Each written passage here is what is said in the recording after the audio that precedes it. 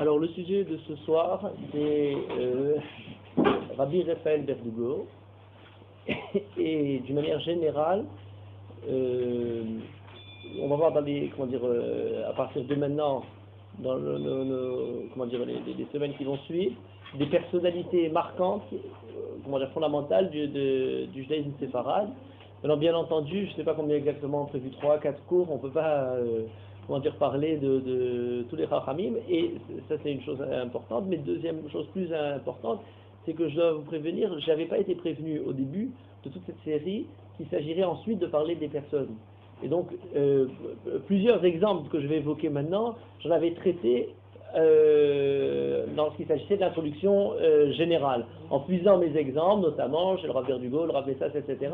Et donc maintenant, je vais réorganiser avec d'autres éléments, certains éléments qui avaient été donnés. Donc, s'il y a un rappel de certaines choses, vous comprendrez la raison.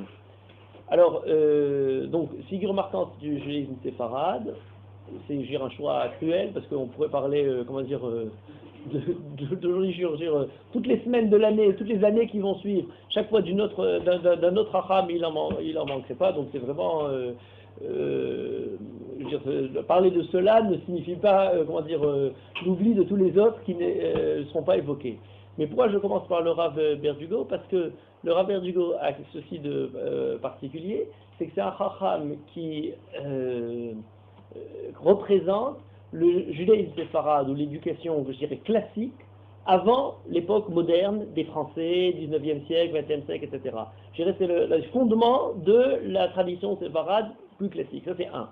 Deuxième point, qui vaut en soi aussi, c'est le fait que Rabbi Raphaël Berdugo, celui qui est appelé Malach Raphaël ou Harav Reshbet, était l'une des personnalités du judaïsme marocain, mais peut-être de l'ensemble du peuple juif, qui porte son enseignement au-delà de sa communauté et de son époque. C'est-à-dire que c'est un Chacham d'une portée universelle en ce qui concerne le peuple juif.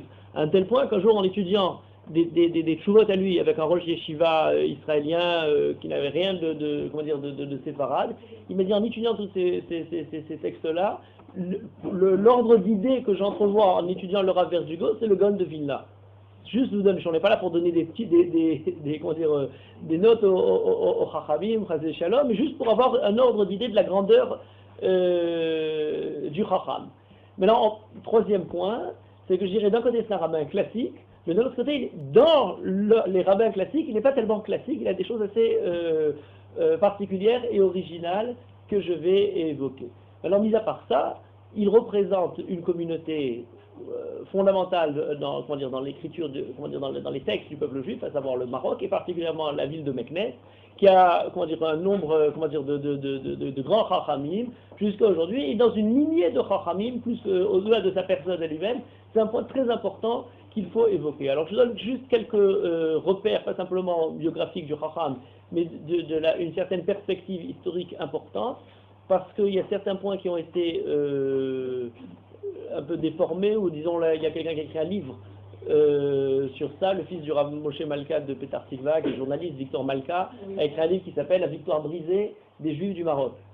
Pourquoi briser la mémoire brisée, qu'est-ce que je dis? Oui, la mémoire brisée des Juifs du Maroc. Oui, il y avait quand même un lapsus de...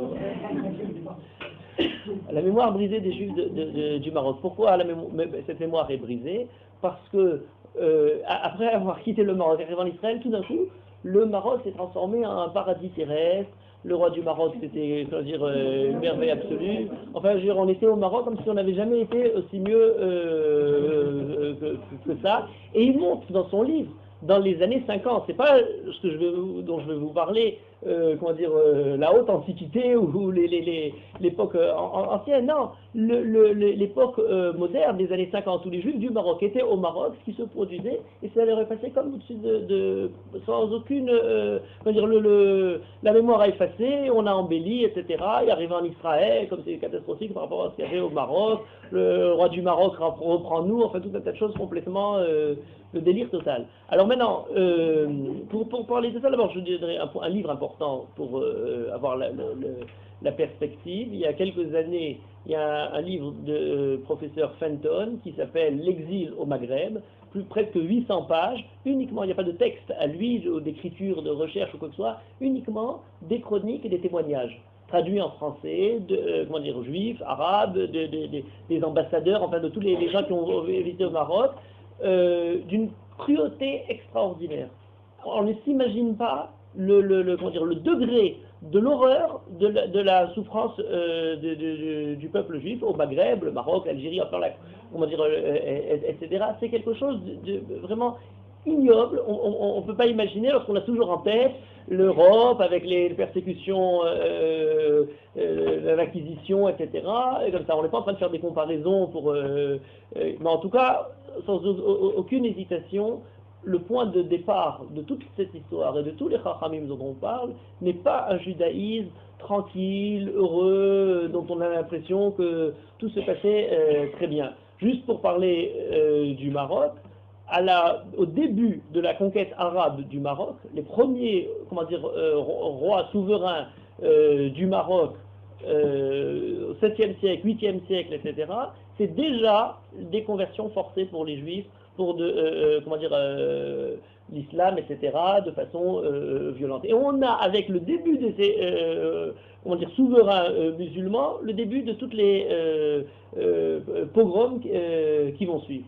Juste pour avoir quelques idées en tête, on a entre 1145, un grand trou noir pour le judaïsme d'Afrique du Nord en général, et le Maroc en particulier, avec la venue des Almohades, Almohahidoun, 1145-1245 à peu près, c'est comment dire, tout le Daesh de l'époque, totalement rasé toutes les communautés d'Afrique du Nord. Et on a les noms, ce qui nous permet d'ailleurs de ça, puisqu'on va parler de Meknes, on a les noms de toutes les communautés. Juste, j'ai amené pour vous lire comment dire, une poésie qui a été écrite par Rabbi Avrami Ben Ezra, d'Espagne, mais qui a vécu dans, comment dire, visité un peu tout le monde juif, et dans cette poésie, il raconte, c'est une des keynotes, qui fait sur tout l'ensemble du monde juif, qui est complètement liquidé avec la venue des Almohades.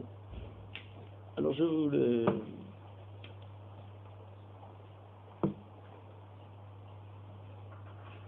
Voilà. Ah, Kina al-Khorban Kilot Israël Besfarad. Parce que Sfarad, c'est Sfarad et l'Afrique du Nord. Aha Yarad ale Sfarad, Ra Mina Shamayim.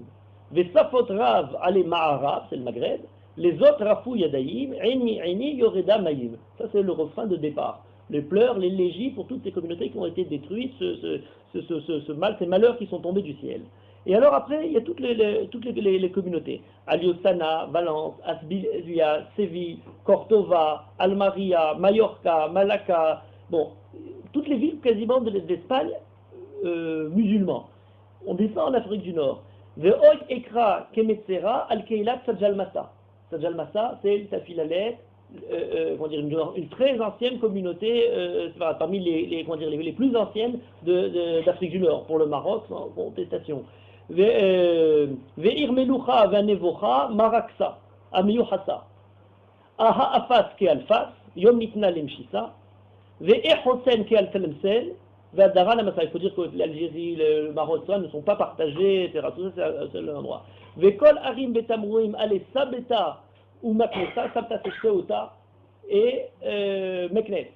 Vesout Ekra Ale Dara, quasiment toutes les communautés. C'est tellement vaste qu'il y a quelqu'un qui a écrit une poésie pour compléter. Parce qu'il lui dit comment Rabbi Avraham Ben Ezra, tu as écrit toutes ces villes où tu as appris la destruction et tu n'as pas, comment dire, ne sont pas arrivés à tes oreilles l'ensemble des communautés. Apparemment, c'est quelqu'un de Tunisie, et il continue en rajoutant Lama Rabbi Avraham Ketzat Mekomot Shacharta, Ir la Hama Vegam Kapsa Vegirba, Djerba, Vetsurman, Meslata, Misrata, enfin toute la suite de l'Afrique du Nord totalement rasée.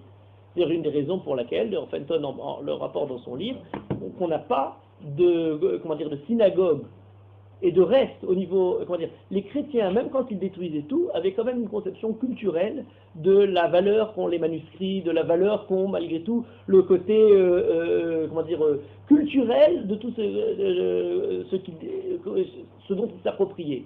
Alors que dans le monde musulman, c'était rasé de manière totale. À Cordoba, alors c'est passé.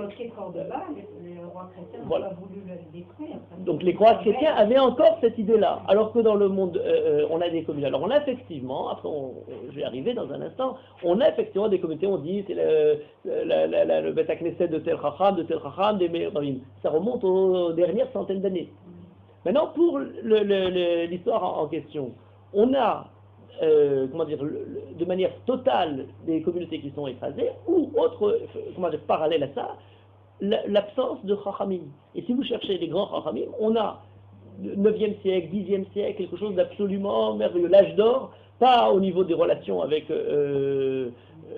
ça c'est un point aussi à remettre. Il y a quelqu'un qui a écrit un livre récemment pour dire le mythe de l'âge d'or avec comment dire, en Espagne, on a l'impression que tout allait très bien, etc. C'est tout à fait, comment dire, ça a été écrit par ceux qui ont, comment dire, voulu présenter cet aspect des choses. Et on a les Chachamim qui ne sont plus du tout présents. Et c'est d'ailleurs dans ce contexte-là une histoire importante à raconter, parce que récemment encore, ce Shabbat même dans le journal, quelqu'un a encore repris cette histoire-là, l'histoire du Rambam qui se serait converti à l'islam. Je ne sais pas si vous avez entendu parler de toutes ces choses-là. C'est un truc qui revient comme ça. Il y a eu depuis 2 semaines dans le journal 2 personnes qui sont en train de discuter l'un pour l'autre autre et qui ne donnent pas l'élément essentiel qu'on connaît. Effectivement, dans cette période-là, pour le Rambam, il y a quelque chose de surprenant, d'où est né ce mythe-là, c'est que le Rambam de Cordoue, dans ses années adolescentes, puisqu'il a entre un peu moins de 20 ans, avec sa famille, lorsqu'arrivent les Almohades par le sud, la logique, c'est de fuir en se dirigeant vers le nord, où il y a encore, comment dire, une certaine liberté de tolérance. Donc la famille effectivement fuit vers le nord, mais après quelques mois, c'est le point qui a surpris tout le monde, elles font demi-tour et elles descendent non seulement au sud de l'Espagne, mais au Maroc, à Fès, dans la capitale des Almohades du Maroc. Et donc c'est quelque chose de très surprenant. Comment se fait-il que la famille soit allée à Fès, où le Rambam reste un certain nombre de temps, et ensuite quitte pour venir en Israël, en Égypte, et la suite de l'histoire du Rambam. Alors on dit, bon, mais pourquoi le Rambam est allé à Fès, etc. Donc, il a dû vivre dans la clandestinité, ou en tout cas annoncer extérieurement qu'il était musulman. D'autant plus qu'on a une lettre du Rambam à propos de ceux qui se sont convertis à l'islam parce qu'ils étaient forcés, et quelqu'un a dit, ce sont des gens qui ne sont plus du peuple juif, qui doivent être retranchés parce que c'est interdit de se convertir, et le Rambam dit non. Il faut, il y a une différence entre l'islam et le christianisme, et l'islam, c'est pas de la avodah zara. Bien entendu, si quelqu'un peut, il doit fuir, mais s'il ne peut pas, et qu'il a, de manière, honnête, à force majeure, déclaré foi à l'islam, ça n'a aucune valeur au niveau de la Emouna, et donc on peut il y a pas, ah oui, pourquoi il dit ça? Parce qu'il a lui-même, comme ça. Ce qui ne nous aurait pas dérangé si ça s'était réellement passé comme ça. On a d'autres Rachamim qu'on connaît très bien, un des Rabbi Yosef Ibn Aknin, un des Talmidim du Rambam, qui raconte toute son histoire en attendant le temps qu'il a passé en faisant croire qu'il était musulman, etc. Ce qui n'est pas, comment dire, quelque chose de grand genre. Le problème pour le Rambam, c'est que ce n'est pas le cas. Le problème, c'est que la raison pour laquelle le Rambam est allé à Fès n'a rien à voir avec l'islam ou quoi que ce soit, et ça nous montre un point très important. J'aime beaucoup raconter cette histoire-là pour évoquer la Messirut Nefesh des Chachamim, et grâce à laquelle on a, et le Rambam et tous les Chachamim tout au long des siècles. Le Rambam, à cette époque-là, vivait à Fès, dans la clandestinité, Rabbi Yehuda ibn Shushan, qui était le plus grand Chacham du monde juif. Et le père du Rambam a trouvé qu'il était plus important pour compléter l'apprentissage de la Torah de son fils Moshe, qui va devenir le Rambam, d'aller étudier chez Rabbi Yehuda ibn Shushan au péril de sa vie. Et c'est ce qu'a fait le Rambam. Mais on a cet élément-là par des descendants du Rambam, Rabbi Saadia ibn Danan, qui est à l'époque de l'expulsion d'Espagne, qui se présente comme étant des descendants du Rambam, et qui dit voilà l'histoire qu'on a dans la famille, qu'on se raconte. Alors il y a des gens qui prêtent plus de foi aux historiens musulmans qui ont raconté ça à leur sauce, ça leur paraît plus logique que d'écouter ce que dit la famille du Rambam comme un témoignage le plus clair. Et non seulement c'est le cas, mais ce Rabbi Yehuda ben Shushan était lui-même dénoncé et mort par les musulmans, Et dans la nuit même, le Rambam était en chemin pour quitter la ville, pour monter en Israël, parce qu'autrement c'était comme ça. Donc c'était tout ça effectivement dans la clandestinité, mais pas du tout toute l'histoire racontée de l'autre côté. Ah bon, je dis ça pour avoir un certain cadre. Et la ville de Meknès, qui donc est présente, puisqu'on la lit chez le Rabbi Avraham Ibn Ezra, semble, après cette destruction, ne pas s'être relevée, au même titre que Fès ou d'autres villes, à un tel point qu'on a, au XVe siècle, un chacham très important, qui est toute une histoire à propos de la shrita, quand on étudie les Chot Shrita et tout le rapport de la Bassa Halak, etc., la façon de faire la shrita, entre la pratique en Espagne et la pratique au Maroc. Et on a un chacham qui s'appelle Rabbi Haïm Gagin, qui est parti du Maroc, étudié dans les grandes yeshivot d'Espagne, au XVe siècle, avant l'expulsion d'Espagne, et qui après est devenu un défenseur de la psycha espagnole, à l'opposé de celle des kilotes marocaines. On sait que les Marocains ne mangeaient pas halak, et d'une manière générale n'ont pas mangé halak jusqu'au bout. Pourquoi? Pas parce que leur minag d'origine n'était pas halak, mais parce que les Espagnols permettaient de ne pas manger halak, alors que le minag ancien en Afrique du Nord était halak, et quand les Espagnols sont arrivés, le Guirouche d'Espagne, à ce moment-là, ils ont imposé leur minag, et ce qui fait qu'à partir de ce moment-là, tous les Juifs du Maroc ne mangeaient pas halak, jusqu'à l'époque présente, ne mangent pas halak. Alors on a tout cet élément-là qui est évoqué par Rabbi Chaim Gagin, et il parle des communautés marocaines. Or, il n'évoque pas du tout, il parle de petites communautés qu'on n'a même pas, mais il n'y a pas Meknès.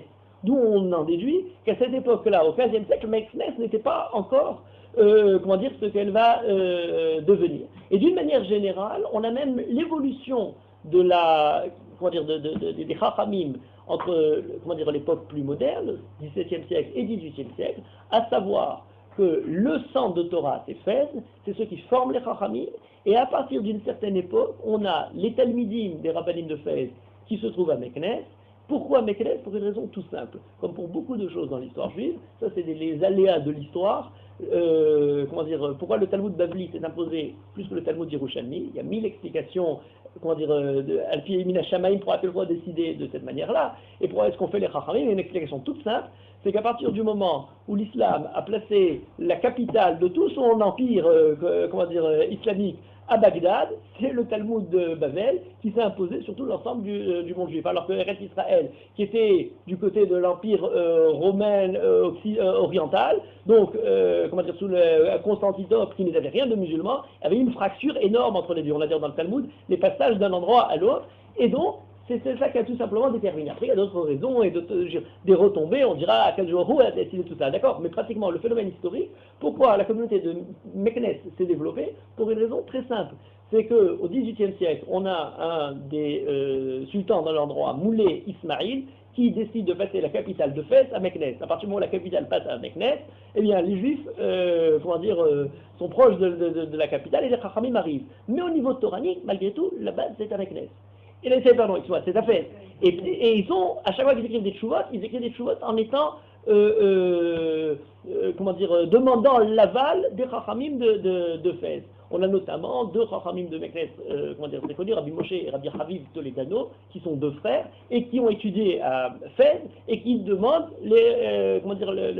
l'Askama des Chachamim de Fès. Jusqu'à un moment où les Rabbanim de Fès disent, vous n'avez pas besoin à chaque fois de venir nous demander, vous êtes déjà des grands chachamim en tant que tels, il n'y a pas besoin de faire. Et donc, Meknès se développe de manière indépendante.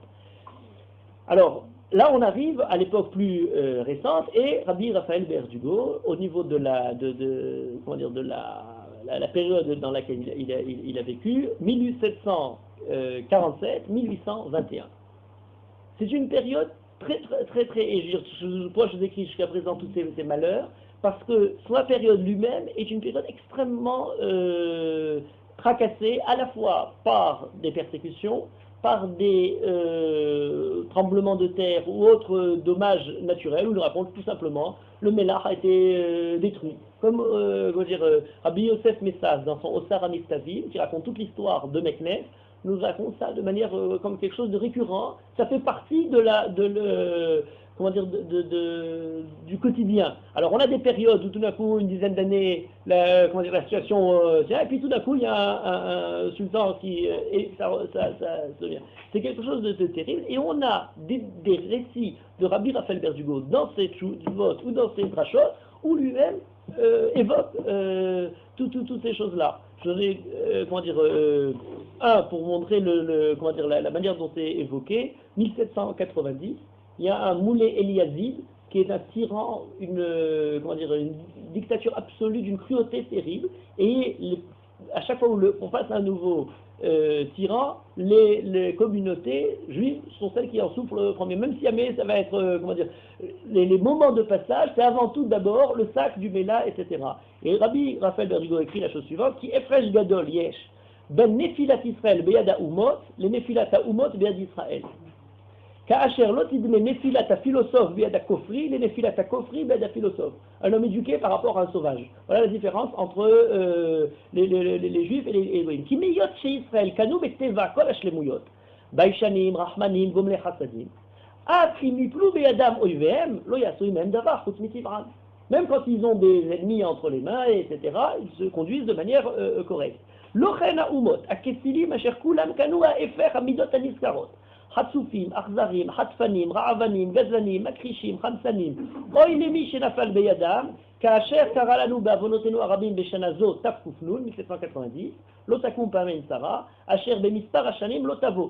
Qui amamunu shalalunu, veillez rappeler ta sharif gadnu islam, quand les juifs savaient qu'il y a un changement de roi, alors ils protégeaient leur argent en essayant de le donner à pour ne pas que ce soit pris dans le sac à des voisins arabes. Il était rappelé ta sharif gadnu islam, qui hachou, voyomrou lohu.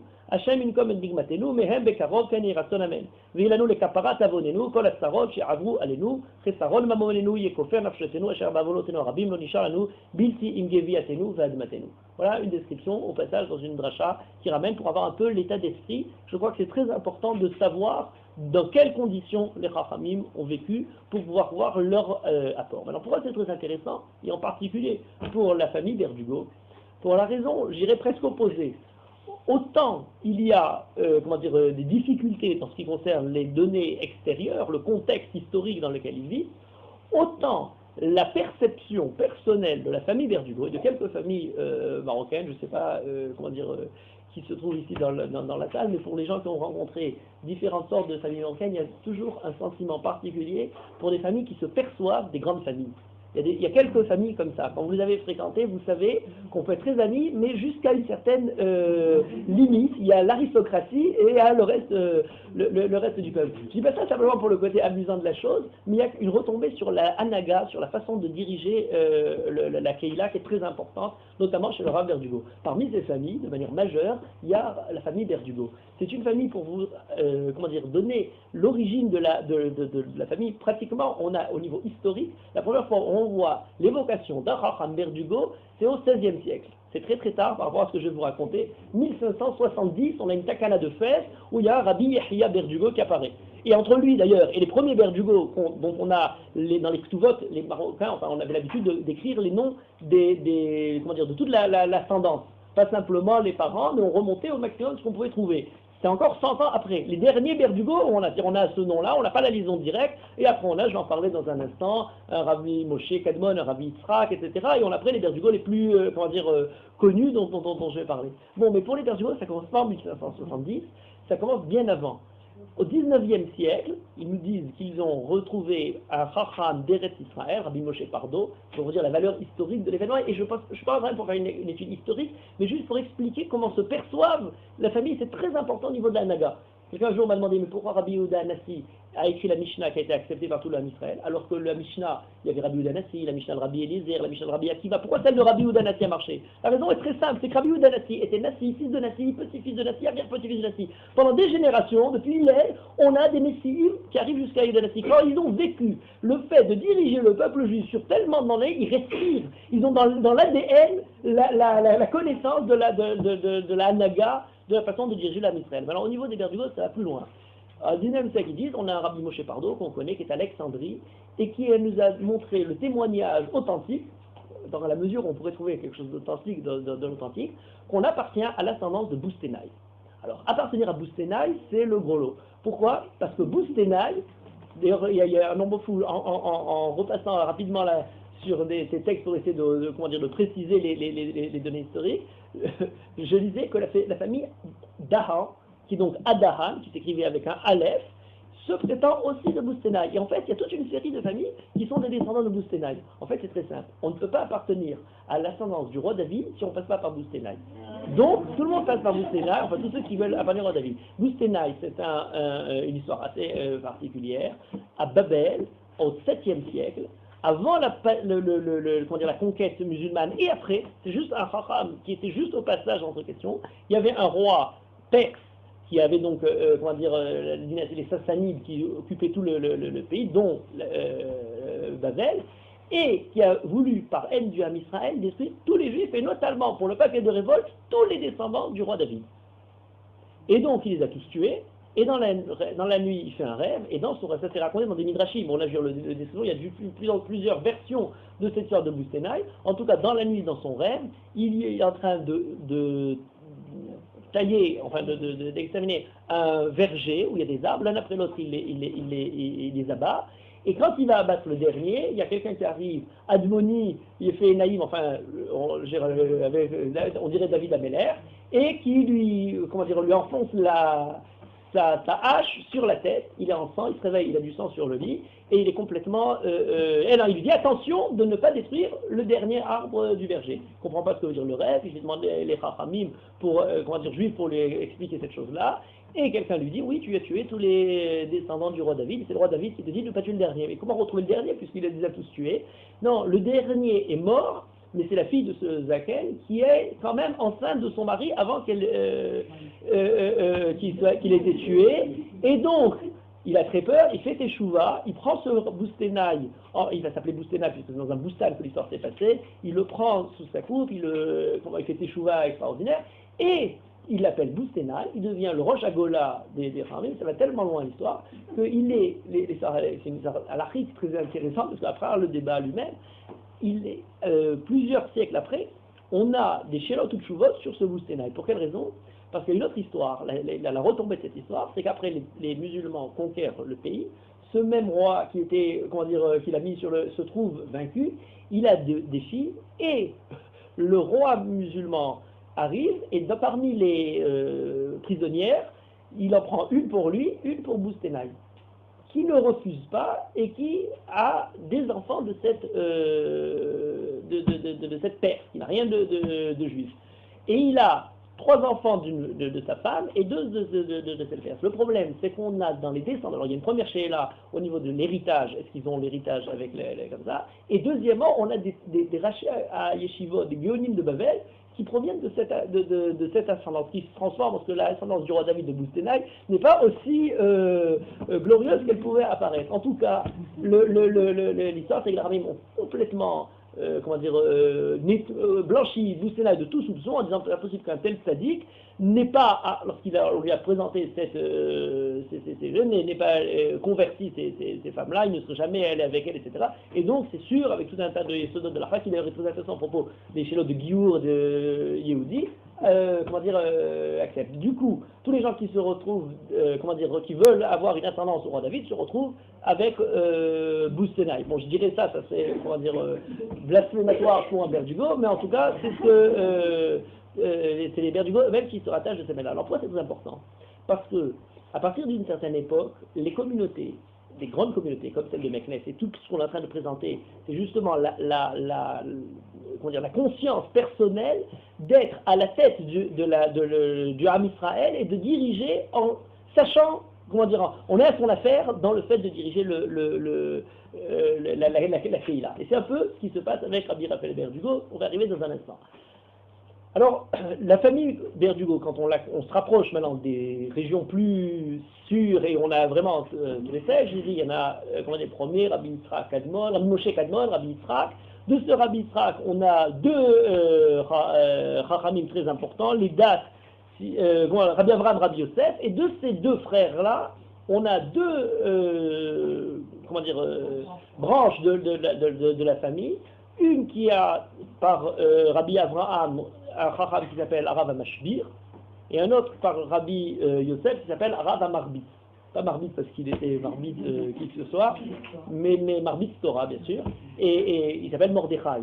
Donc Mordechai, Yishmere ou Suro, ça fait Marbit. Et Rav Mashbir, c'est Moshe Berdugo. Donc comme ça. Maintenant, ces deux Chachamim là sont des Chachamim extrêmement importants, qui sont comment dire, les plus grands Chachamim qu'on a quand on commence à voir avec les textes. Là, écrit Divrei Moshe, des Shilot Utshuvot qui sont des bases de la lacha, comment dire, de Séfarad, Divrei Mordechai, des Shilot Utshuvot, pour vous donner un ordre d'idée de ces Chachamim-là. Le Or HaChaim HaKadosh, c'est un point important. Le Or HaChaim HaKadosh est à peu près à cette époque-là, et il parle du Rav Mashbir, Moshe Berdugo, comme étant Ahi, Aouvik et Ahli, dans ses Pirushim sur la Torah. Si vous voyez dans Parashat Devarim, il évoque le Rav Mashbir comme étant son ami extrêmement intime. Non seulement son ami intime, mais lorsque il a écrit ce Rav Mashbir des Shilot Utshuvot, des Shilot Utshuvot et des Drashot, qui sont appelés Knaf Renanim, aujourd'hui ils ont ressorti il y a quelques années, qui sont appelés aussi Rosh Mashbir, et dans ces Drashot, elles vont de pair avec les commentaires du Or HaChaim. Le Or HaChaim, quand il part du Maroc, passe par l'Algérie, et il arrive en Italie pour publier son commentaire sur la Torah, il emporte avec lui le commentaire de certains de la famille Berdugo, un autre Berdugo, un frère, Yehuda Berdugo, qui a écrit un livre qui s'appelle Mikveh Maïm, pour l'éditer avec le commentaire de la Torah, d'un côté le Or HaChaim et de l'autre côté le Mikveh Maïm de ce Rav Berdugo. C'est vous dire la proximité entre les Chachamim. Juste un point important à évoquer aussi au passage, c'est que le Or HaChaim HaKadosh, à cette époque-là, n'est pas perçu comme pour nous le Or HaChaim HaKadosh étant des plus grands Chachamim de son temps ou de toutes les époques. Pour quelle raison? Parce qu'à son époque-là, il y a près de 300 Chachamim au Maroc comme le Or HaChaim, et lui c'est l'un des derniers, parmi l'ensemble des Chachamim, si on peut se permettre de parler de cette manière-là. Par exemple, un grand-oncle Or HaChaim, Rabbi Yehuda ben Attar, qui est incontestablement au niveau de la notoriété, au niveau des Chachamim du Maroc, bien au-dessus du Or HaChaim, est totalement oublié aujourd'hui, les gens ne connaissent même pas ce Or HaChaim. La raison pour laquelle on a entendu parler du Or HaChaim, c'est pour une raison très simple, c'est grâce au Chassidim. Et c'est-à-dire que lorsque le Chassidut est commencé à se développer, le Chassidim n'avait pas, il y avait le Baal Shem Tov, mais le Baal Shem Tov n'a aucun écrit, on n'a rien de lui, on n'avait rien d'écrit pour parler de la Chassidut. Et le seul texte qui était le texte qui, la Torah Shebirtav, la Chassidut, avant que vienne Chabad, avant que c'était le Or HaChaim HaKadosh. Et de là, on est tout un tas d'histoires, c'est le Or HaChaim, le Baal Shem Tov avait rencontré le Or HaChaim, le Mashiach serait arrivé, etc. Et bien entendu, quand on dit aux Séfarades que les Chassidim disent que c'est un grand Chacham, alors là, les Séfaradim acceptent que la chose, puisque même les Ashkénazes le reconnaissent, et donc c'est comme ça qu'on a accepté le Or HaChaim. Mais pour bien avoir une proportion des Chachamim, sans enlever quoi que ce soit, comprenez-moi bien, de la grandeur du Or HaChaim. Je dis simplement que comme le Or HaChaim, il y en avait encore d'autres Chachamim, etc. Ça n'enlève en rien. C'est vous dire que je ne dirais pas le dernier des rabbins marocains s'est trouvé comme étant le plus accepté par dans le monde européen, mais c'est vous dire si jamais les autres Chachamim, le Rav Berdugo dans un instant, avait été connu, comme quelqu'un un jour m'a dit, son seul malheur c'est d'être né au sud de la Méditerranée. Parce qu'il était né au nord de la Méditerranée, eh bien il aurait été, tout le monde n'aurait parlé que de lui. Alors pour continuer, on a donc ces deux branches de la famille, Rav Mashbir, Rav Marbit. Maintenant, comme c'est des familles très l'aristocratie, on se marie aussi de manière très proche. Le Rav Berdugo, il est et de l'un et de l'autre. Parce que le Rav Mashbir, qui est un peu plus âgé que le Rav Marbit, Mordechai Berdugo, marie sa fille avec Mordechai Berdugo. Et donc, le Rav Raphaël Berdugo, fils du Rabbi Mordechai Berdugo, du Rav Marbit, est à la fois le fils du Rav Marbit et le petit-fils du Rav Mashbir. Donc en fait, par sa mère, il est de là, et par son père, il est de l'autre branche. De toutes les branches en même temps. Et c'est quelque chose de très important. Pourquoi? Parce que son père, avant lui, est le chef de la communauté. Après le cousin, c'est l'autre cousin qui prend la tête de la communauté. À la fin, lorsque le rabbin en question décède, c'est son fils, l'aîné, c'est pas le Rav Berdugo, c'est un premier Yekutiel Berdugo, qui est un nom qui a resté dans la famille aussi. Donc ils ont sorti il n'y a pas longtemps les Shilot Utshuvot Torah Yekutiel, de tous ces Shilot Utshuvot, qui est un peu plus âgé que le Rav Berdugo, il meurt au début du 19e siècle, je vous dis, donc il reste encore 20 ans, puisqu'il meurt, le plus Rav Berdugo décède en 1821, donc il reste encore une vingtaine d'années, où à la mort de son frère, c'est le Rav Raphaël Berdugo qui prend la tête de la communauté de Meknes. Ça c'est pour avoir un peu le topo général du Chacham. la perception de diriger la communauté est une perception extrêmement importante. Pourquoi? Je évoque, j'en avais parlé comment dire, dans un autre, dans le contexte des Takanot.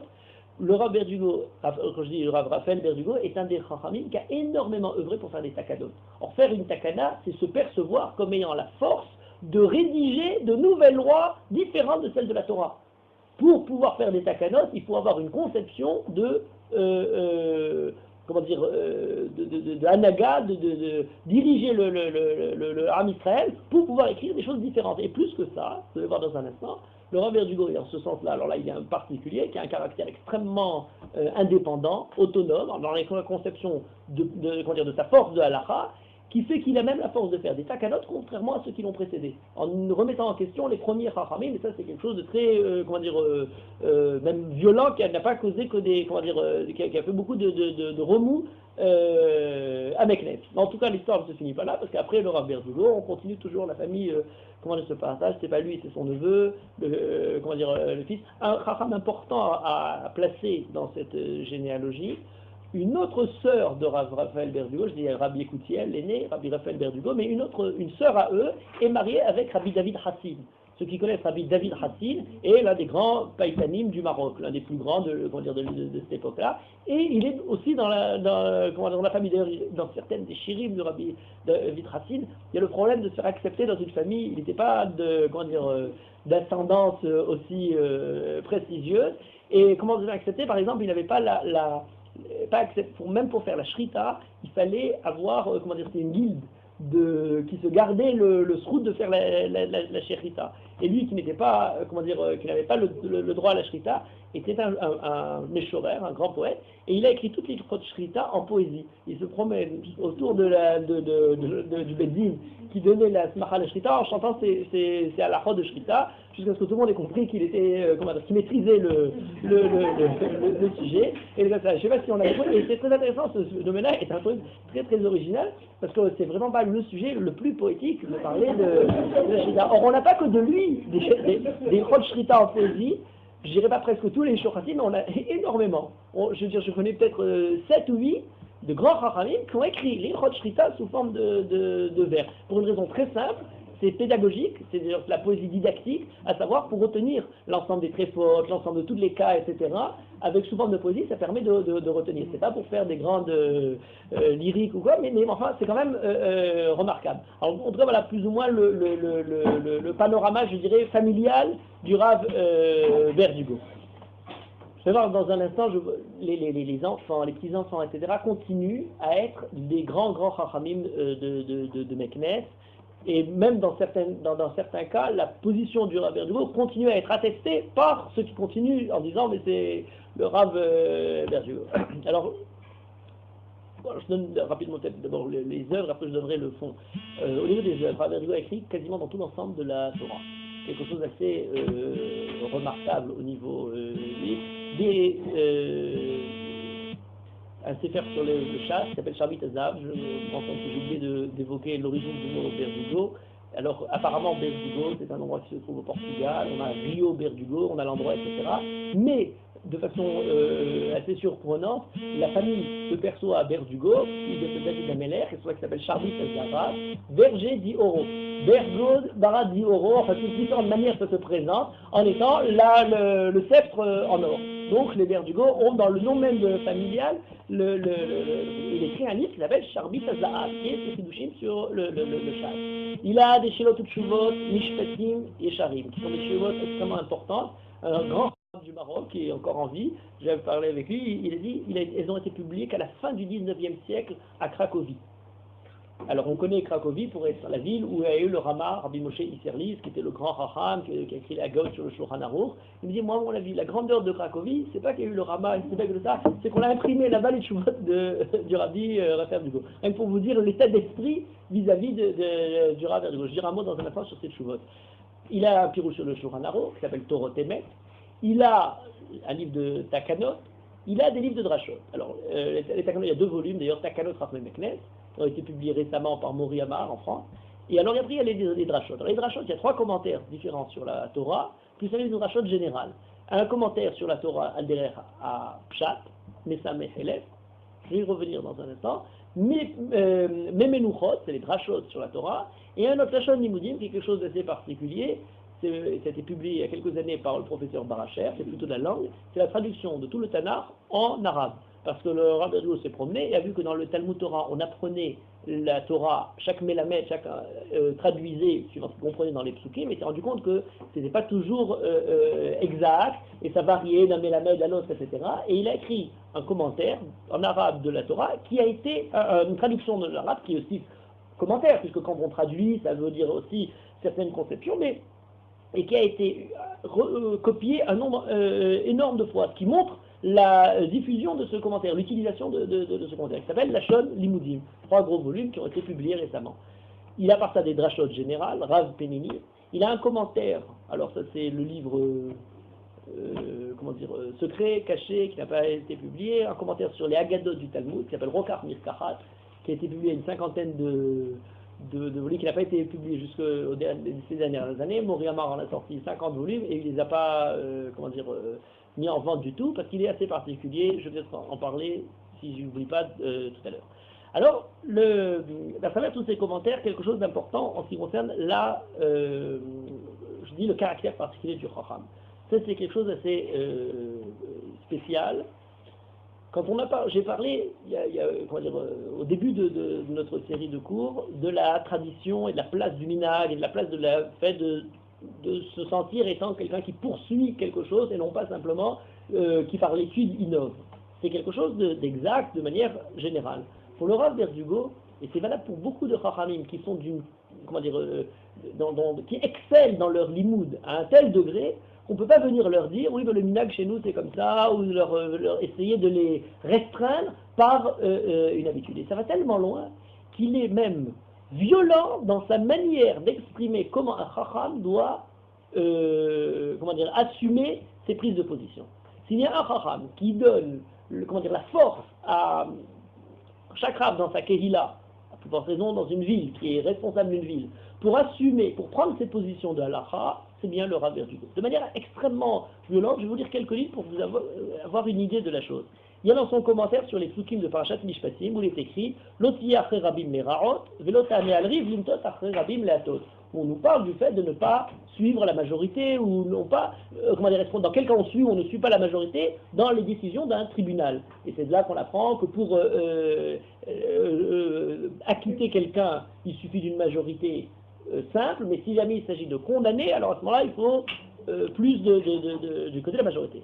Vedal lotehdar beribo, ne pas dans quelqu'un qui est dans des plaignants, ne pas essayer de favoriser celui qui est pauvre.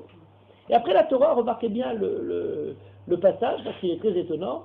Ki tifga shoro yivra o chamoroto et hachet teshivenulo, il faut ramener le bœuf qui s'est éloigné. Ki tire chamor sonacha rovet tachad masao vechadalta meazovlo azov tazovimo. Si un âne qui porte un poids, il faut l'aider à décharger. Et ensuite la Torah revient, lotate mishpat evionecha berivo. Ne pas favoriser le jugement d'un evion. Alors il y a quelque chose qui ne va pas. Pourquoi est-ce que la Torah, dans l'ordre des psukim, a déplacé le lotate mishpat evionecha berivo, qui retourne au problème de la justice, qui apparemment est le même que deux psukim avant, Veda lotehdar berivo, et a mis entre les deux l'histoire de ramener quelqu'un qui a perdu quelque chose, ou de décharger un âne. Pourquoi est-ce qu'il a été séparé? C'est une question que tous les chachamim posent. La réponse du Rav Berdugo est particulière. Il dit il y a deux, le cas où on nous parle de lotate mishpat evionecha berivo ou da lotedar berivo ne parle pas du même. Dans un cas, on parle de celui qui est plaignant, il ne faut pas favoriser un plaignant vis-à-vis de l'autre, mais le deuxième cas, il s'agit du moment où les daïnim sont en train de discuter au Beddin et ont entre eux le débat sur le cas à traiter. Et si jamais dans ce débat en question, il s'avère qu'il y ait quelqu'un qui est Dal Bechorma, qui est un imbécile, Dal Lotehdar Berivo, ne commence pas à lui dire tu as peut-être raison, mais on pourrait. Alors il rentre dans l'état, je veux le dire parce que c'est quelque chose.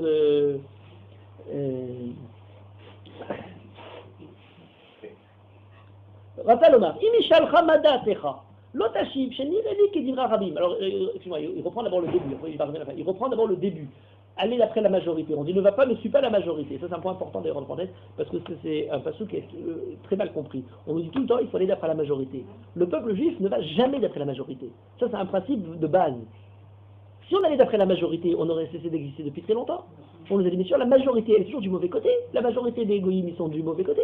La majorité, on ne suit jamais la majorité. On suit la majorité. Lorsqu'on a une majorité de Chachamim au Bet Hadin, pour finir le débat, on suit la majorité. On ne suit pas la majorité quand on est sûr de ce qu'on a à faire. Et ce qui est écrit dans ce pasouk, le pshat du pasouk, Lotiye achare rabim le ra'ot, velotane al riv limtot achare rabim le atot. Tu ne dois pas ni l'un ni l'autre. Les Chachamim ont coupé le pasouk différemment pour nous dire oui, mais les hakel, les akot, tu vas après le rov. Mais pratiquement, il faut bien avoir ce phénomène en tête. Pourquoi? Parce qu'on vit dans une société, mis à part le problème des goïms au niveau religieux, qui passe son temps à nous annoncer que tout le monde a déjà choisi quelque chose, il faut aussi choisir ces choses-là. Et nous raconter comment, d'après les sondages ou d'après je ne sais pas trop quoi, il faut prendre ça en considération. C'est absolument irrélevant. Ça n'a aucune pertinence pour une décision, le fait qu'il y ait dit, une majorité d'imbéciles qui ont déjà choisi quelque chose. La majorité ne se perçoit qu'à travers des gens qui ont une conscience de la façon de diriger. Donc on parle de majorité à l'intérieur d'un Beddin, avec certains Chachamim. Je vais revenir dans ce point de majorité, il est fondamental, parce que s'il y a un Chacham qui a complètement mis en pièces l'idée de majorité, c'est le Rav Verdugo, vous allez voir. Alors qu'est-ce qu'il nous dit alors je vous relis le texte. Nire, chez Tehila, Igidinian, chez Shagoubo Rabim. Déjà, la façon de présenter, on sent un sujet dans lequel tout le monde s'est fourvoyé, ou beaucoup se sont fourvoyés. Vous dites de qui il s'agit? Des gens, de la communauté? Non, il s'agit, vous allez voir dans un instant, des Dayanim. Donc il s'ouvre un front vis-à-vis des Dayanim. Pourquoi? Imire Minag Pachat Ba'ir. Il y a un minag qui est en vogue dans la ville. Il pense que ce minag-là n'est pas bon. Mais il accepte le minag parce que le rov il a ce minag. ולא כן אמרו חז"ל, כי הם אמרו, כשהלכה רופפת בידך, אלך אחר המנהג. אבל כשאין הלכה רופפת, רק ברורה בעיניו כשמש, לא יתלה בעצמו חיסרון, רק יעשה לפי דתו מה שנראה לו. והוא מה שאמרו, לא תהיה אחרי רבים לרעות, שדבר שנראה לך שהוא רע, לא תימשך אחרי רבים לרע, עשה רק מה שנראה לך. Là, déjà, c'est un point extrêmement important. Nous, on a l'habitude, et sur la position classique, à différence de celle-là, c'est de dire, avant de remettre en question un minag, il faut vraiment, je veux dire, épuiser jusqu'au bout toutes les possibilités. Et même dans ce cas-là, vraiment, avec énormément de réserve, on le remettrait. Le Rav Verdugo, pour lui, c'est quelque chose de très important, quelque chose qui n'est pas admissible, pour une raison très simple. Et il n'y a pas que lui, un Chacham qui accepte tous les minagim et qui est arrivé par exemple à Tlemcen du Maroc, Rabbi Yosef Messas, et on lui dit on a tel ou tel minag chez nous, il leur dit minag otiot geinam. C'est la meilleure manière d'empêcher un rabbin de faire quoi que ce soit. Il voudrait faire un changement, il voudrait faire progresser sa communauté. Ah, monsieur le rabbin, nous on a cette habitude-là. Des habitudes complètement, il faut faire attention. Alors bien entendu, lui, il doit être éduqué à ne pas remettre en question le minag, c'est très important, je dirais le principe fondamental, mais il ne faut pas pour autant complètement l'empêcher, le bloquer pour pouvoir résoudre les problèmes. Alors il continue. Mais l'otane al-riv lintot, rotomar, imishalucha madatra, lotashiv shenirelecha kedat rabim, et la lotomar kiim anire be'enecha lefi iyuncha. Mais l'autre, non seulement tu dois dire ce que tu penses, mais même si la majorité est avec toi, ne nous dis pas la majorité est avec toi, ça n'avance en rien. L'autre, dis ce que tu penses, donne des arguments et ne nous raconte pas si tout le monde est avec toi. Parce que s'ils peuvent tous avec toi et tu dis des bêtises, c'est pas ça qui va nous faire changer. Vedavarze, shogimbo rabim mimateadin. Shebirotam rabim lesadechad, nimshachim achareem, vechotmim imahem. Mais ayin havin, shemishorshei amishpat, lo yistaya adam klal, ki im midarto vesichlo, sheaz yeteadin metukan. Alors après il continue, Vesamar dal lotedar merivo. Et fils Seder, Advarim, Ayalolismor, Mahamar, il aurait dû mettre ce pasouk-là à la fin. Pourquoi? Dal irmo zinyan acher, dal ze ou mikla la sanedrin. Amar, sheim raïta echad, sheu ani bedaato, vama dvarim she'enam, lo teadrenu bidvarecha, lomar achara mechila, vechayoseo yeshpanim bidvarecha. Pas de formule de politesse. Aucune formule de politesse. Et là, dacheu be'amat abinyan lomar, sheker atadover. Qui baisait, alors quelle est la personne, c'est pédagogique. Qui baisait loyalement al desvaravim shekerem. Si tu commences à lui dire, non, on peut penser comme ci, on peut penser comme ça, etc., il ne comprendra pas. Il faut lui dire des choses claires. Vegam Hashomrim Nikru Halacha Brura. Ceux qui t'entendent, tout le monde s'en va. Maché Enken, Bekabet Raoto, Bedvarim, Yirae Adavar, Mesupak. Pourquoi c'est très important cette chose-là? Pas parce qu'il faut prendre la manière de parler de manière violente et dire le côté comme ça. D'abord, ça donne des traits du caractère terrible du Rav Berdugo.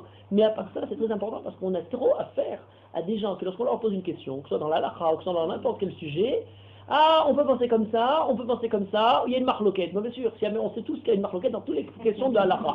Si c'était pour savoir qu'il y avait une marloquette, il n'y a pas besoin de poser la question à Ramin. Si vous lui avez demandé quelque chose, c'est qu'il vous dit comment faire comme ça ou comme ça. Or, les sujets sont tellement complexes, et d'autant les rachamim sont, comment dire, raffinés dans la complexité des sujets, qu'effectivement, on peut voir sous cet aspect, on peut voir sous cet aspect, mais les gens demandent aussi quelque chose. Alors, entre ceux qui disent des choses tranchées et des bêtises, et ceux qui disent des choses complexes, mais qui restent, comment dire, par trop plein d'être, il y a un milieu entre les deux. Et ce milieu-là, parfois, de lire ce genre comment dire, de concept, nous ramène un peu vers quelque chose de clair. Pour quelle raison? Pour un deuxième point. Deuxième point plus important que celui-là, c'est pas dans la forme, mais dans le fond. Il y a une longue chouva, je vous l'évoque rapidement. Est-ce qu'on peut dire à un chacham qui pose une halakha, lui dire, mais tu sais, le rov des chachamim ne pense pas comme toi? C'est une grande question.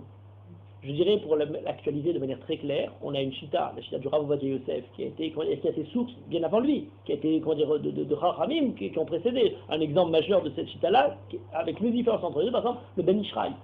Il explique comment être posek la lacha, il reprend le même principe, qui est beaucoup plus modeste dans un certain sens, c'est-à-dire, je dois ramener tout l'ensemble des chachamim de ce qui a été dit avant moi, et simplement, je tranche plus ou moins en fonction de ce qui a été qui a été dit, en disant que le Rav des Chachamim pense telle opinion. Alors on pose cette question au Rav Berdugo, il répond de manière très claire, en disant, dans un système normal, si on était en Eretz Israël, pas en Galoute, pour son époque où on est totalement dispersé, et je dirais si on était aujourd'hui en Israël, dans une situation normale au niveau de la halakha, effectivement, on doit aller d'après la majorité des Chachamim. Quels Chachamim? Ceux qui sont ensemble au Sanhedrin, qui sont ensemble dans un Beddin et qui discutent l'un avec l'autre pour chacun apporter ses positions et être futé ou non. À ce moment-là, une fois qu'on a fini de présenter ces positions, on dit, trop souvent dans le Talmud on a cette opinion-là, on dit Nimnu vegamru. Ils ont compté les voix et ils ont décidé suivant la majorité. On va d'après l'Europe, effectivement. Mais quand on n'est plus dans une situation pareille, où l'ensemble de et cette situation-là est une situation souhaitable, tous les chachamim ont tout le temps œuvré pour essayer d'y arriver. Et le Rav Berdugo, avec tout ce qui affirme l'indépendance du chacham, dans sa manière de présenter, il dit voilà comment ça devrait se produire. Maintenant, dans la situation où on est dans des endroits dispersés, où il y a chaque communauté est différente, il peut y avoir l'ensemble des chachamim qui disent autre chose au niveau légal, bien entendu. Si quelqu'un n'est pas sûr de sa position, il devrait, revoir encore son cas, peut-être que je me trompe, effectivement. Mais si année après avoir décidé, après la certitude de quelque chose, on lui dit, ah mais attends, tu ne peux pas dire ça parce que la majorité des chachamim disent autre chose, c'est pas un argument qui est recevable. On donne l'argument de cette majorité de chachamim, il le reçoit ou il ne le reçoit pas pour l'argument, c'est quelque chose qui est acceptable. Mais pas par la règle, formelle d'appeler d'après la majorité. Et il dit autrement, mais alors à ce moment-là, chaque fois que je dois faire une halakha, il faut faire un sondage pour savoir ce qui se produit dans le monde juif, à la fois dans les autres communautés du Maroc, mais aussi dans les autres pays, et on va aller très loin. Comment on va pouvoir agir? Dans tous ces cas-là, ce qui se produit, c'est qu'à travers le minag, à travers la majorité, on est en train d'essayer de bloquer le chacham pour pouvoir exprimer clairement son autorité. Alors ça va très loin, il ramène un point, et ça c'est un chidouche très intéressant, parce qu'on n'a pas l'habitude de le voir sous ce jour-là. On nous dit, mais le premier qui a fait cette idée d'aller après l'Europe, c'est le Shulchan Aruch. Parce que le Shulchan Aruch, qu'est-ce qu'il dit? Il a dit, il y a le Rambam, le Rosh et le Rif, et je prends la majorité entre ces trois poskim. On connaît ce principe de base. Le Rav Berdugo, il dit, mais c'est la preuve qu'on ne va pas d'après la majorité. Là, c'est là où vous voyez la finesse d'esprit qui nous dépasse avant d'avoir lu. Il dit, mais c'est très simple. Si on allait d'après la majorité, qu'on nous dit il y a le Rif, le Rosh et le Rambam, ça ne s'appelle pas la majorité. Ça s'appelle trois Chachamim. Deux d'entre les trois, ce n'est pas la majorité. Il faut voir tout l'ensemble de tous les Chachamim qui existent et par un peu la majorité. À partir du moment où le Shulchan Aruch a décidé de n'en prendre que certains et de voir entre ceux-là, d'après sa règle qu'il a construite, c'est qu'il ne pensait pas qu'on devait aller d'après la majorité. Autrement, on n'aurait pas les as. C'est exactement l'inverse. Et il dit à chaque fois où on est posé avec la halakha d'après le Shulchan Aruch, c'est donc qu'on ne va pas d'après l'Europe. Et donc c'est la preuve qu'il n'y a aucune nécessité d'après l'Europe. Il n'y a pas un seul Chacham qui va d'après l'Europe. Donc le fait de venir aujourd'hui nous dire, comme le Shulchan Aruch, mais en plus cela, on dit, etc., alors ça peut avoir un effet. Et c'est très utile et c'est très important de le souligner. quelqu'un n'est pas sûr, lorsque quelqu'un veut approcher une étude, effectivement, avant de commencer à donner toutes les idées, vois un peu ce qui a été dit, comment dire, prends en compte toutes les autres opinions, c'est évident. Mais une fois que les autres opinions ont été prises en compte et elles n'ont pas convaincu par leur argumentation, on ne va pas maintenant essayer de faire taire l'opposition. Je me rappelle Rabbi Shalom Messas, plus d'une fois, j'étais chez lui pour poser des questions et il était en train de répondre au Rav Ovadia Yosef. Il avait des marloquotes avec comment dire, respectueusement, etc. Le Rav Ovadia Yosef. Il m'a dit, moi, j'ai pas autant de livres que lui. Alors moi, ma halakha, elle est perdue parce que j'ai pas le même nombre de livres qu'il a le Rav Ovadia Yosef. C'est pas lié à la quantité du livre que c'est. Alors il y a une bibliothèque immense, il va décider parce que c'est jamais perçu de cette manière-là. Voilà un premier point fondamental. Maintenant, la personnalité du Rav Bertugo va plus loin. Voilà, je l'ai donné au niveau de la halakha, mais c'est valable aussi au niveau de la parchanout de la Torah. Voilà, avant quelque chose d'assez amusant, c'est que dans un gros débat, je vous ai dit tout à l'heure qu'il avait souvent remis en question des takanotes qui l'ont précédé. Par exemple, une takana, je crois que j'en avais parlé ici, de ce qu'il appelait takanat abechira. Takanat abechira, c'était le fait que lorsque les premiers Megurashim, les Chachmei fêtes, quand ils sont arrivés en 1492, on commençait à faire déjà les takanot, en 97 et après les premières années du XVIe siècle, notamment pour donner aux femmes et aux filles dans la famille des droits au niveau de l'argent beaucoup plus développés que ce que la Torah ne préconisait. À savoir, pour une femme, une égalité au niveau de la propriété de tous les biens, et pour les enfants, les filles qui pourraient aussi hériter, contrairement à priori ce que dit la Torah. J'avais expliqué dans ce contexte-là que c'était pas par des velléités féministes ou autres que les Chachamim avaient fait ce genre de choses-là. Au contraire même, c'est pour défendre les garçons d'une injustice que la Torah faisait en préférant les filles par rapport aux garçons. C'est un point très important, il faut toujours le garder en tête, pour la raison suivante, que les femmes n'héritant pas du mari et les filles n'héritant pas de leur père, simplement les garçons, avaient un autre élément, c'est que de l'héritage reçu par les garçons et géré par les garçons, ils devaient entretenir la veuve, si c'est pas leur mère, ou enfin c'est leur mère encore plus, et les filles tant qu'elle le veut, elle, et les filles jusqu'à ce qu'elles arrivent à se marier. Ce qui fait que sur un petit héritage qui n'est plus alimenté par un travail continu, eh bien, il y avait tout juste pour donner aux filles et à la mère, et les garçons ne recevaient rien, même s'ils géraient l'héritage, ils en étaient propriétaires avec le devoir de donner aux filles. Et donc, pour rétablir cette injustice, ils ont dit on donne moitié-moitié, et puis l'histoire est finie. Chacun prend ce qu'il a, suivant son... comme ça, aujourd'hui, ça paraît une grande avancée féministe. Alors, en tout cas, le Rav Bertugo était contre. Le Rav Bertugo, ça lui a pas plu toute cette histoire-là, de donner aux filles. Il a un argument d'ailleurs très simple, pour les femmes, pour la femme surtout. Il raconte son argument, il dit moi, je préconise une autre chose, ça s'appelle Takanat Abechira. Quand quelqu'un se marie, dans la Ktuva d'ailleurs, on dit tu choisis.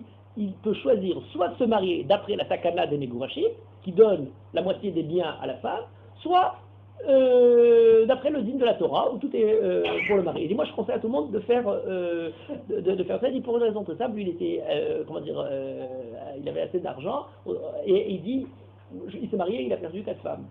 La première lui aurait pris la moitié, la deuxième lui aurait pris l'autre moitié, la moitié de la moitié, la troisième la moitié de la moitié, il ne serait rien resté avec ce système-là. Donc, pas de Bon, on peut discuter plus longuement sur le sujet, mais en tout cas, ce qui est très intéressant, c'est que cette Takanat Abechira a eu beaucoup de mal à se faire accepter. Comment il ose remettre en question la Takana des Megurashim, qui était pour ces communautés comme la Torah, même si c'était complètement différent de la Torah, il y a des choses de chouot pour faire des diukim dans le langage de ces takanot. Qu'est-ce que ça veut dire? Ce sont des takanot qui sont au début faites en espagnol. Il y a la traduction authentique de l'espagnol en hébreu pour faire les diukim pour les chachamim qui viennent ensuite pour pouvoir étudier ces takanot. Alors, il y a un des neveux du Rav Bertugo, Rav Yaakov Bertugo, qui est le fils de Rav Yekutiel Bertugo, qui a écrit des tchouvot Choufré de Yaakov, qui est un des tchouvot de base des Dayanim au 19e siècle, et qui, à propos du débat sur la Bechira, il raconte tous ses arguments, et à la fin, après avoir tout argumenté, il dit d'ailleurs, mon oncle, auquel nous, je vais vous le dire dans le texte, comme ça vous allez voir, c'est assez... il dit... Voici mon argumentation. Il y a plusieurs pages qui précèdent l'argumentation. Et après il dit Ubifrat Rav Mordodi, donc mon oncle, le Rabbi Raphaël Verdugo, Sheu Ilan Gadol Lismoch Alav, ou Mi Chashuv ou Mi Metukan Leotzi Mamon Neged Da'ato, qui oserait ne pas accepter son opinion. ואפילו בחייו היו כל חכמי דורו נשמעים לדבריו כמו שמפי הגבורה וכל שכן ענן יתמה דיתמה שבוודאי ראוי לנו ללכת אחר דבריו ולא לאחר אחריהם. Il faut accepter ce qu'il a dit comme si c'est Moshe qui avait parlé. Et il rajoute un point ומקרא מלא כתוב לא תענה על רב. Le passage que le Rav Verdugo avait dit pour dire il ne faut pas accepter l'opinion de quelqu'un sans s'écraser devant quelqu'un. Lui dit l'otane al Rav, Rav c'est Rachet Tevot, Raphaël Verdugo. Donc l'otane al Rav, tu ne dois pas répondre après ce qu'a dit Rabbi Raphaël Verdugo. Le même passage qui avait permis l'autonomie du Rav, du Posek, sous la plume du Rabbi Raphaël Verdugo, se transforme chez ses neveux par l'importance du Chacham, comme dans le passage qui devrait faire taire tout le monde en disant on est tous soumis à ce que le Rav Verdugo et on ne peut pas remettre en question ce genre de takanot. C'est très intéressant pour montrer le côté, l'autorité que ce Chacham a eu ensuite, et entre parenthèses, ça a fait beaucoup de marlokot, ça n'a pas été aussi simple que ça, et finalement ils sont revenus avec leur takana contre la Bechira pour essayer de ramener malgré tout la takana Gdouma. C'est quand même très dur de remettre en question ce genre de choses. Maintenant, je vous dis, c'est pas que pour la lacha, pour les drashot, c'est la même chose. Il a écrit un livre qui s'appelle Memeluchot, ce sont ses drashot à la Torah. Vous pouvez les consulter, une bonne partie des livres sont sur Hebrew Books, dans l'internet, et donc ils ont les anciennes éditions. Et donc on a, entre parenthèses, sur ce livre-là, il y a une nouvelle édition qui est sortie par des descendants de la famille, qu'il vaut mieux ne pas utiliser parce qu'ils ont ouvert des rachetés votes, ils ont complété des phrases, et il y a plusieurs passages où j'ai vu que celui qui a fait ce travail-là n'a pas compris le texte, en tout cas a déformé des passages. L'ancienne édition est plus dure à lire, mais elle est au moins, authentique. Alors dans ce livre, il y a quelque chose de particulier. Premier point, c'est qu'il fait une introduction absolument unique par rapport au Chachamim, où il retrace l'histoire de l'étude de la Torah, à savoir l'histoire des commentaires sur la Torah. En commençant pour expliquer comment la Torah à sa base doit être commentée, et après il y a eu une première groupe de Chachamim, un deuxième groupe de commentateurs, un troisième groupe, chacun a différentes manières, stratégies vis-à-vis de la Torah. Il ne s'agit pas que de façon objective, et il donne à chacun des notes, en disant ça c'est bien, ça c'est pas bien, ça c'est bien, ça c'est pas soul, ça ils auraient pas dû faire comme ça je comprends pas comment il a fait, enfin bon, il est le même caractère, cette force dans la psycha, c'est la même force dans la parshano de la Torah. Avec un premier principe extrêmement important, dans le début de l'Agdama, où il dit il n'y a pas 13 Ikarei Emouna, il y a 14 Ikarei Emouna. Il rajoute un autre Ikar qui est très intéressant, son Ikarei Emouna, c'est marrant parce que la modernité, vous allez voir dans beaucoup de cas de sa pensée, le 14e, c'est que la Torah a plus d'un sens à la base. Si quelqu'un n'accepte pas l'idée qu'on peut être mefarech, shivaim panim la Torah, c'est kfira barika. Vous dire, bon, il accepte la Torah, il accepte la lacha, et puis c'est fini, il n'y a pas besoin de savoir qu'il est comme ça. Il y a à la base du texte de la Torah, l'idée que c'est quelque chose qui a shivaim panim, c'est ikarei emuna. D'ailleurs, il a écrit dans ses rafnis, dans ses drashot, parmi les drashot, il y a une sorte peut-être une trentaine de pages sur l'explication des Ikarei Emouna, où il prend chaque Ikar de Emouna, il explique en détail ce que ça veut dire, etc. Et dans ces 13 Ikarei Emouna, il ramène le 14e, c'est le fait que la Torah peut s'expliquer de différentes façons. C'est tellement important cette idée que la Torah peut s'expliquer de différentes façons, c'est que ça lui permet quoi? Ça lui permet d'être indépendant par rapport à ce qui a été précédé. D'ailleurs, c'est pas le premier à dire ça, le Ora Chaim Akadosh, je dis une génération avant. Qui était la génération de son père, de son oncle, etc. Le Rav Chaim Akadosh, dans l'introduction de son commentaire, il écrit « Il m'arrivera parfois d'expliquer les psukim contrairement à ce qu'ont expliqué les Chachamim.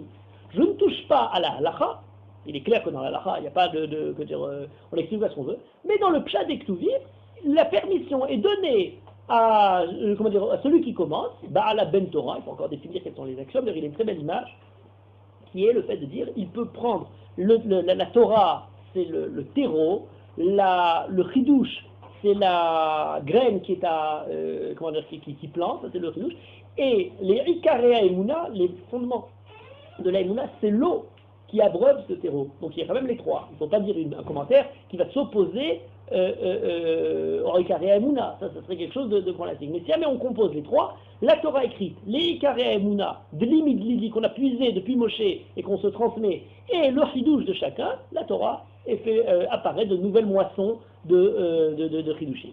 Et alors ensuite, il dit, voilà, alors comment ça s'est passé l'histoire? Alors il parle depuis l'époque du Talmud. Les premiers au début n'ont même pas imaginé faire des pirouchines sur la Torah. Les seuls pirouchines qui existaient, c'est les Midrashé Halacha, dans lesquels les Chachamim nous donnent la Halacha de chaque pasuk. D'ailleurs, vous remarquerez qu'il y a un genre qui s'appelle Sheiltot, qu'on a déjà dans le Talmud, dans Maseret Shabbat et dans plusieurs endroits, où les drashot du Shabbat sont faites autour de la Halacha. Pas des pirouchim comme aujourd'hui, on fait des drashot de commentaires. Non, ce sont des drashot qui sont là pour enseigner la Halacha. Et comment se déroule l'enseignement? Il y a une question de Halacha qui est proche de ce qui s'enseigne dans la paracha. Parfois, pour ouvrir la Halacha, il y a quelque chose un peu de Agada comme ça pour commencer. Et ensuite, la Halachot de ce sujet-là. Et c'est comme ça qu'on a des livres de Halacha extrêmement importants. Donc au début, il n'y avait même pas l'idée de commenter la Torah. On enseignait les halachot sur chaque pasuk. C'est ce qui a donné les midrashé halacha. Ensuite est venue une autre époque où on comprenait un peu moins bien les psukim. Et il a fallu avoir ce qu'on appelle les pashtanim. Rashi, Rashbam, Rabbi Abraham Ben Ezra, tous ceux qui ont donné des commentaires très succincts pour commenter le pasuk lui-même. Ils n'ont pas élargi, très, très, très longuement. Un peu différent le Ramban, qui est plus large dans sa grandeur, mais qui est toujours dans ce même état d'esprit. Seulement, il rajoute d'autres niveaux de commentaires de la Torah.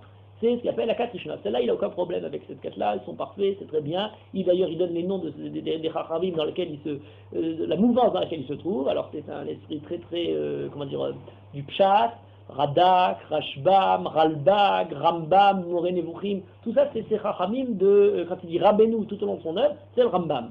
C'est la première.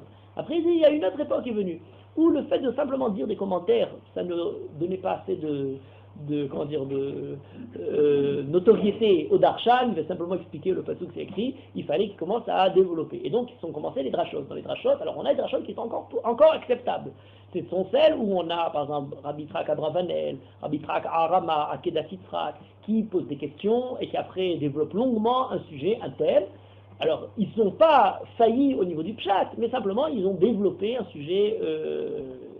c'est encore acceptable, à condition qu'ils acceptent bien qu'ils ne peuvent pas nous faire une dracha qui nous élimine complètement le pshat du pasuk. Et puis après, la Kat Hashishit, c'est les troisièmes, comme ça. Alors ceux-là, ils ont déjà commencé à perdre les repères, parce qu'ils commencent à nous faire des drachot sur les psukim qui n'ont plus rien à voir avec le pasuk. Ou alors, c'est développé, alors là, il parle du 16e, 17e siècle, en Europe. Il dit après, ils sont arrivés en Eretz Israël, nos Rabbanim Sfaradim, ils sont là encore, complètement encore pire que leur maître, c'est le Pilpoul. Le Pilpoul est arrivé, et on explique les psukim de la Torah, d'après, par exemple, des passages du Talmud. Il y a une marloquette entre tel et tel Chachamim, c'était la marloquette entre Yaakov et Esav. Et en fait, Yosef et ses frères, ils avaient une marloquette sur tel point d'Alacha. Ce qui est très intéressant au niveau de de l'érudition, mais il est clair qu'il n'y avait aucune marloquette sur ce problème-là qui n'était même pas, qui existait. Alors, l'esprit du Rabbeinu est très intéressant parce qu'il y a deux livres. Un qui s'appelle Memenuchot, où il fait les drachot, et un qui s'appelle Messam Chelev, qui est le livre du Pshat. Messam Chelev, il y aura un livre particulier, qui a des commentaires sur tout le Tanakh, de Bereshit jusqu'à Divrei Yamim. Tout le Tanakh au niveau du Pshat. Et il a des fois les mêmes sujets qui sont traités de deux façons différentes. Lorsqu'il en parle dans Messam Chelev, c'est le Pshat, par exemple. Alors, un point important. Il a une très belle idée. Il dit le rapport entre le pshat et le drash est le même rapport qui existe entre l'ordre naturel des choses et les miracles. Le drash est un miracle du pshat. C'est quelque chose de très beau parce que ça donne des retombées énormes. À savoir, de la même manière que pour le miracle et l'ordre de la nature des choses, un Akadosh Baruch Hu osenissim, Akadosh Baruch Hu mekametz benissim, Akadosh Baruch Hu ne fait de miracle que s'il est dans la nécessité absolue de faire un miracle. Mais on n'est pas pour ce côté. Donc, au passage, il élimine au maximum les nissim dans la Torah. Je donne quelques exemples dans un instant. De la même manière, au niveau de l'étude, au maximum, il faut essayer d'expliquer d'après ce que veut dire le sens littéral. Si on n'y arrive pas, alors effectivement, on peut monter dans quelque chose. Il y a quelque chose du miracle dans le fait de s'élever vers le drash, vers le sod, vers les choses qui étaient entre parenthèses un point important. Il n'a pas écrit de livre dans le sod, mais dans pas mal de ses pirouchim, on voit une compétence absolue dans le sod. Qu'on ne fasse pas de marlokot, les pashtan, ils n'ont pas le sod, etc. Ça, c'est un point important. Alors, dans le pshat, par exemple, les miracles. Alors, il y a écrit, les Chachamim ont un miracle, on nous dit par exemple, dans les drachot, qu'il y a Avraham et la Avot qui mouent à la Torah Kula. Et que même les Rabbanan aiment qu'ils mouent. Même les Rouf Tavshilin, les Chachamim, Avraham, Yitzhak, Yaakov et Tavshilin. Ça lui revient pas du tout. C'est-à-dire, ils ont aussi lu la Megillah, ils ont aussi allumé les bougies de Hanouka, ils ont aussi allumé comme ça, ils tournent la chose dans son côté le plus ridicule, et même les sakanotes que nous on est en train de faire au Maroc, ils étaient déjà en train de les faire. Alors pourquoi on a besoin de les faire? Alors non, les Abraham et Yaakov n'ont pas appliqué toute la Torah. Pourquoi? Mais c'est écrit noir sur blanc. Il leur a donné de Chem'a ou Ben Abaka, le lait et la viande. Alors on dit, bon, c'est avant Matan Torah, il y a plein de réponses, etc. Non, ils ont mangé ça parce qu'ils n'ont pas fait la Torah. Point. Même avant Matan Torah, ils n'ont pas comme ça. Très très simple, complément à tout.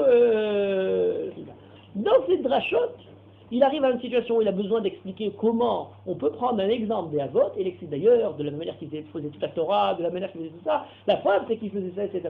Comme si tout d'un coup le sens. Alors, il a une réponse. Il répond, il dit ce qu'on dit les Chachamim, c'est pas ils s'opposent. Jamais ils s'opposent aux Chachamim. Il dit si c'est une Kabbalah, alors on l'accepte. Mais sinon, ils ont voulu dire que les Avot étaient à un tel degré de Kedusha que si Akadosh Baruch Hu leur avait donné la Torah, c'est sûr qu'ils l'auraient tout appliqué. Donc c'est comme s'ils avaient appliqué la Torah. Mais c'est pas qu'ils avaient appliqué la Torah, pour ne pas avoir ce point-là. De la même manière, j'avais évoqué, je crois, l'idée de la manne, par exemple, où on a l'idée de la manne qui gonfle, et qui, comme ça, ceux qui avaient pris plus, la manne avait été, comment dire, gonflée, pardon, si elle avait pris plus, elle avait diminué pour correspondre à la ration de chacun, et si quelqu'un en avait pris moins, ça a été remonté. Ça, c'est un miracle, si c'est pour la Torah, elle n'en a pas parlé. Pourtant, il y a écrit Loïdis, Amarbé, va mamit le Hersir. Non, mais c'est pas que ça a monté de manière totalement miraculeuse. Ils montrent toute une série de miracles qui auraient dû se produire avant cette idée-là. Non, c'est tout simple. C'est que quand ils sont revenus, après avoir ramassé la manne, si quelqu'un en avait pris plus, il avait reversé à celui qui en avait pris moins ce supplément de manne, et du coup, chacun n'en a pas eu plus et l'autre n'en a pas eu moins. Mais c'est pas de façon miraculeuse, c'est par le Hesed, et de là on apprend la Tzedaka, comment il faut faire attention à chacun, comment dire, à aider les gens. Pas du tout au niveau de la manne. Voilà, comment dire, l'explication là. Dans le même ordre d'idées, il revient sur certaines parachutes, et ça c'est quelque chose d'assez important, fondamental.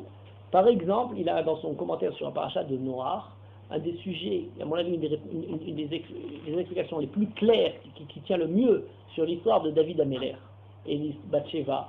David Améler a fauté, David Améler n'a pas fauté, etc. Comment expliquer tout ce qui se passe à David Améler?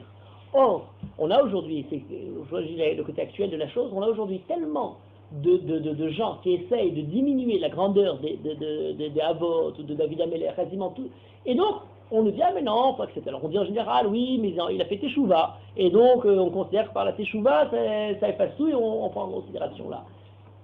Alors le Rav Verdugo va de manière, comment dire, je dirais, totale sur le commentaire. D'ailleurs, si on l'étudie dans le texte, ça peut être développé beaucoup plus longuement.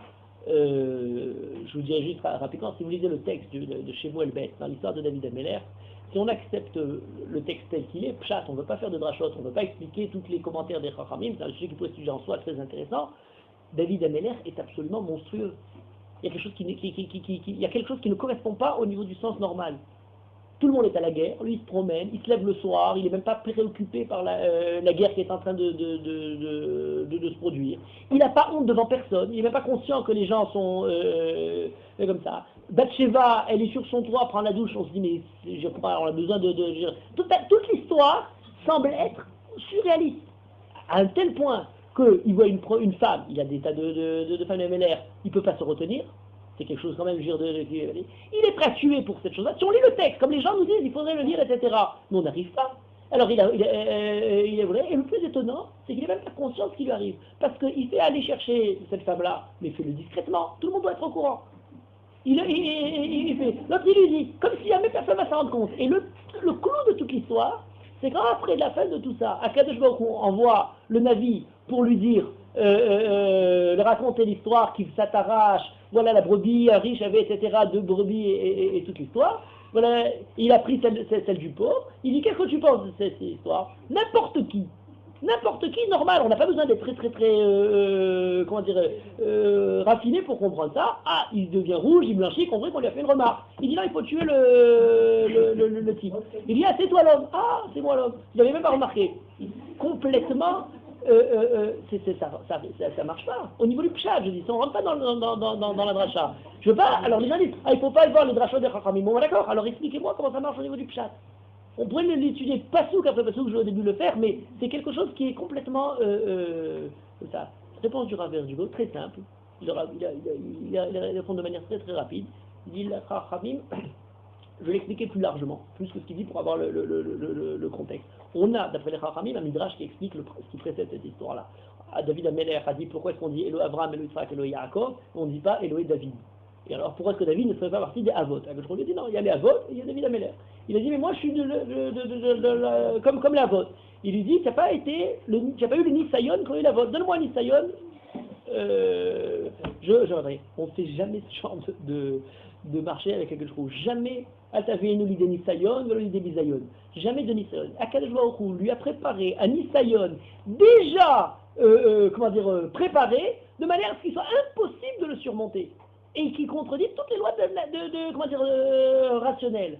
Akadosh Baruch Hu lui a donné le degré. On a plusieurs passages comme ça. Avec Yehuda et Tamar, le Midrash dit exactement la même histoire.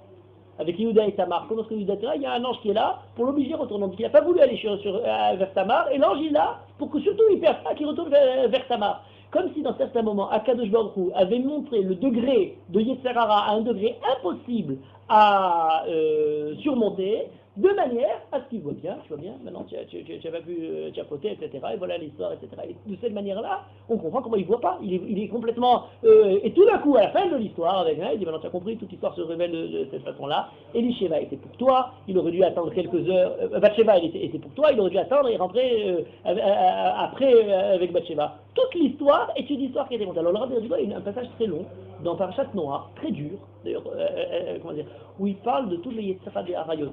Il évoque Rabbi Meir, aujourd'hui c'est il met Rabbi Meir, il dit mais même les plus grands tzadikim, la Gemara nous raconte le Yetzer Hara dans ce domaine-là, qui est un Yetzer Hara Kechol Sheu Gadol Mechavero, Yitro Gadol Mechavero. Il raconte l'histoire de Rabbi Meir qui est d'un côté, le Yetzer Hara, le Satan Idmelo qui est Isha, il veut passer de l'autre côté. Il y a des moments où Akadosh Baruch Hu par la Kirva à Akadosh Baruch Hu, comme David Amelech, il lui montre l'impossibilité de surmonter. Voilà un long développement là-dessus. J'avais évoqué, mais là je ne vais pas reprendre, le rapport à la critique biblique. Au XVIIIe siècle, en Europe, a été développé, de manière plus majeure. On pouvait voir Spinoza avant et d'autres qui ont commencé à dire on va faire la critique des textes, et à partir de la critique des textes, on dit le texte de la Bible est écrit par plusieurs auteurs, on connaît toutes les retombées de ce genre de choses-là. À la même époque, il y a des Chachamim en Europe qui émettent des idées proches dans la Emouna, pas du tout que les textes sont écrits par plusieurs auteurs, mais qu'il aurait été possible, par exemple pour le livre de Ezra et d'Ivrei Yamim, qu'il y ait des différences qui proviennent du fait que ce n'est pas tous les livres reçus d'Akadosh Baruch Hu, mais il y avait des versions différentes que Ezra a laissées telles quelles dans le texte. On a par exemple le Shagatari qui dit cette idée-là. Le Rav Berdugo, dans son commentaire du Pshat Mem Samchelef, a énormément de remarques de ce genre. Pour essayer de voir est-ce que les textes proviennent exactement, sont unifiés ou ne sont pas unifiés, jusqu'à l'idée d'accepter que, alors Télim on le sait, elle est écrit Asara Zekenim, il en rajoute un peu plus que les Asara Zekenim, même quand il écrit Tefila les Moshe, il dit c'est pas sûr que ce soit Moshe, peut-être qu'il y avait un autre Moshe, ça correspond pas à Moshe, enfin il y a tout un tas de